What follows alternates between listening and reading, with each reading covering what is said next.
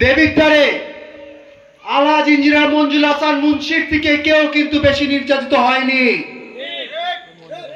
আপনাদের মনে আছে কিনা, যখন আলহাজ ইঞ্জিনিয়ার মঞ্জুল হাসান মুন্সিকে দেবিদ্বার থানায় রিমান্ডে থাকা অবস্থায় তাকে একটা গেঞ্জি পরা এবং পায়জামা পরায় খোলা জিপের দিয়ে অত্র দেবিদ্বার ঘুরায় হাতে হ্যান্ডকাফ লাগায়, সে অসম্মান কি আপনারা সইতে পেরেছিলেন?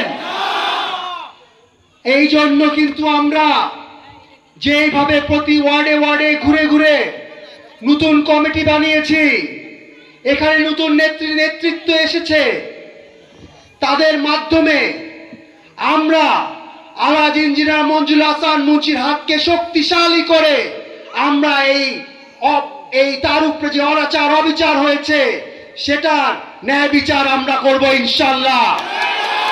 আপনারা প্রতিশ্রুতি দেন যে আপনারা ন্যায় বিচার চান। আমি তার পাশাপাশি বলতে চাই যে দেবিদ্বারে অনেকেই আপনারা বক্তব্য দিয়ে গেছেন যে দেবিদ্বারে কিভাবে আলহাজ ইঞ্জিনিয়ার মঞ্জুল হাসান মুন্সির হাতে গড়া উন্নয়নের একটা জোয়ার এসেছিল 1991 সাল থেকে 2006 পর্যন্ত। এই ইউসুফপুর ইউনিয়নে শিক্ষার দিক দিয়ে 3টা হাই স্কুল প্রতিষ্ঠিত হয় আলহাজ ইঞ্জিনিয়ার মঞ্জুল হাসান মুন্সির হাত দিয়ে। এটা শুধু ইউসুফপুর ইউনিয়ন।